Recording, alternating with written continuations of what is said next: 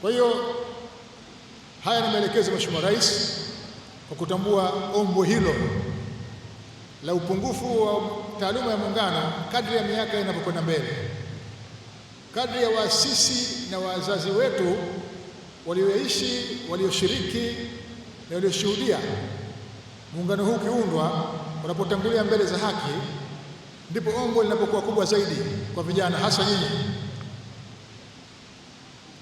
Na hivyo basi, kwa kutambua hilo, ndio maana Mheshimiwa Rais akatoa maelekezo haya, na sisi Wizara ya Nchi, Ofisi ya Makamu wa Rais, tukachukua jitihada za makusudi katika kutekeleza agizo hilo la kuandaa mkakati kabambe wa utoaji elimu kwa umma kuhusu Muungano.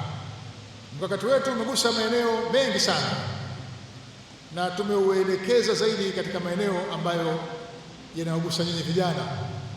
Najua vijana mnapenda michezo, mnapenda burudani, mnapenda kusoma.